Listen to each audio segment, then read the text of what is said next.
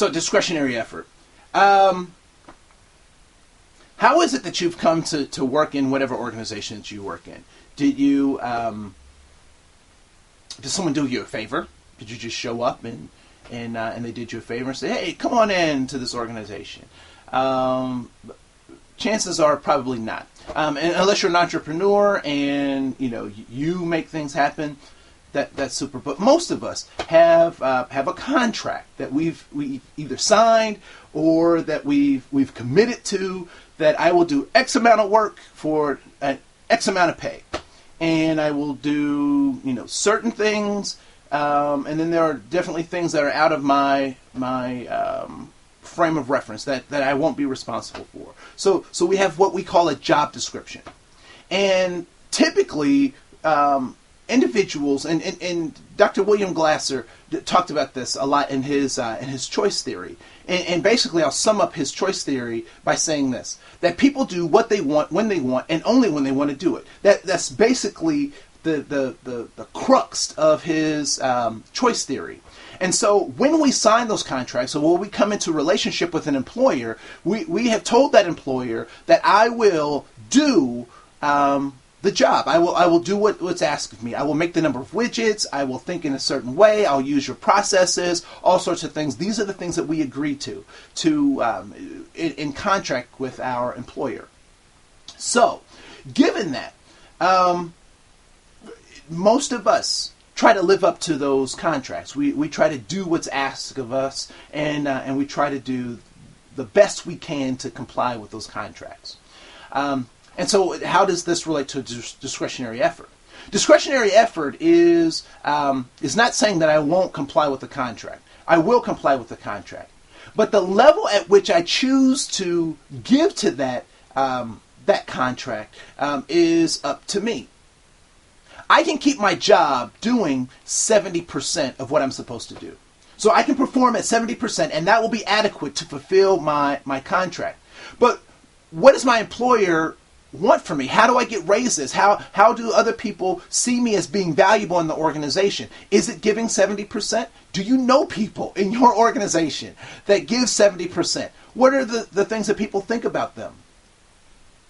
Typically not real positive, or they don't typically fall into the category of the go-to person, if you know what I'm saying, right? So how do we operate when we're in 70%? We do as little as possible to fulfill our contract. And so discretionary effort says that I can do between 70% and 100% to fulfill my contract.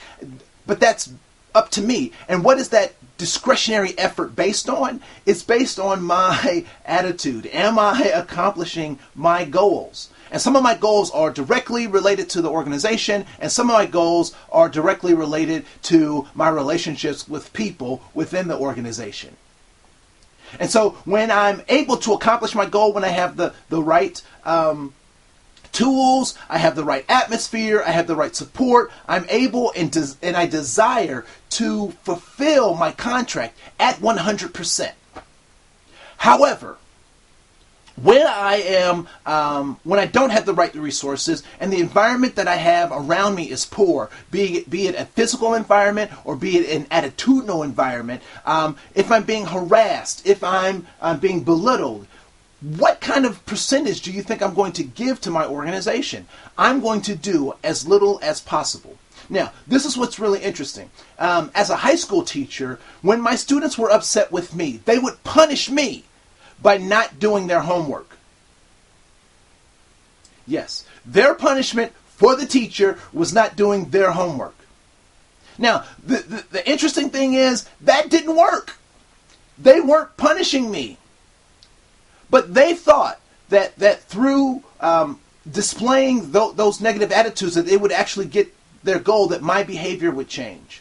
When in fact, what would happen is that they would be the negative recipients of the choices and the behaviors that they exhibited. And so a lot of times, our discretionary effort is stuff based on our attitude that doesn't necessarily get us what we want. However, I can't, as a manager, as a supervisor, as a teacher, as a coach, I can't make my students do anything. They ultimately do what they want to do.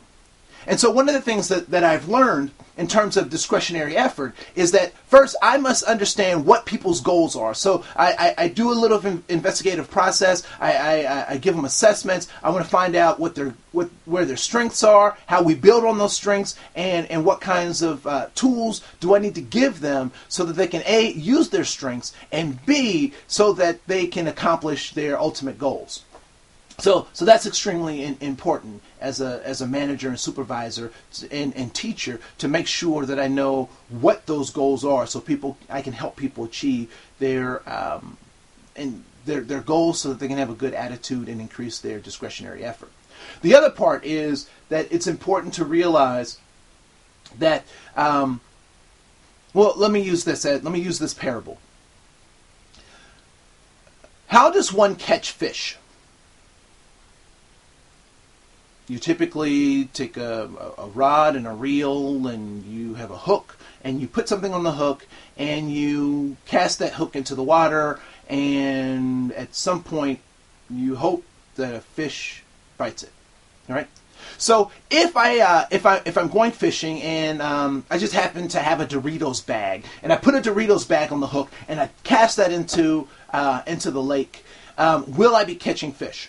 Oh yeah, will fish be caught? Maybe if they swim into the bag or something like that. But more than likely, that's probably not going to catch fish. And as a matter of fact, I will not see myself ever on the Bass Pro Show on Saturday afternoon if I keep using Doritos bags as bait. And why is it that Doritos bags may not be necessarily good bait for me to use in trying to catch fish? Because fish aren't drawn to Doritos bags. Now, if I had, depending on the fish, I could have a synthetic lure, or I could get a night crawler, or I can get some dough and cast that into the water. And what will happen with the fish? The fish will be drawn to that thing. And so ultimately, I have to convince the fish that they want to be caught. I mean, I can't just yell into the water, "Fish, get in my boat!" No. I have to cast out a net, or I have to send out a bait that ultimately becomes a contract between the fish and I. And the fish says, "I want to be caught because I want that thing that you have." And so once I have that fish on the hook, then I have that fish caught. And so when we talk about discretionary effort, not only do we need to understand individuals' goals, we need to understand what their needs, what their strengths are, how we can help them use those strengths, but we also have to have an atmosphere where they want to contribute to what we're doing. And so when we talk about racism, a lot of times we talk about that emotional stuff, but what I want to talk about is its impact on one's discretionary effort. If I'm in an environment where sexism is rampant, am I a person that wants to give 100%?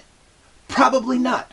If I'm an individual where there is homophobia or religious bias or sexual harassment or racism or sizeism, if you will, if I'm in an environment where those things are happening, am I prepared to give my organization my personal best? Probably not. And so when we talk about discretionary effort, the effort on the individual is something that we can't determine. But if we give that fish, in a sense, the right materials, the right resources, the right environment, the right rewards, both intrinsically and extrinsically, we will start to create an environment where we can expect to get 100% because people will want to give 100%. And am I able to give 100%? 100% of the time, I would probably venture to say no. But on average, I would prefer that my employees strive to give me 100%, have an environment that fosters that concept that I can give 100% and that it's worth it to give 100%, than I would for them just to complete or comply with their contract. Discretionary effort impacts how we and why we decide to be motivated in our workplaces. I'm Andre Koen. I'll see you next chapter.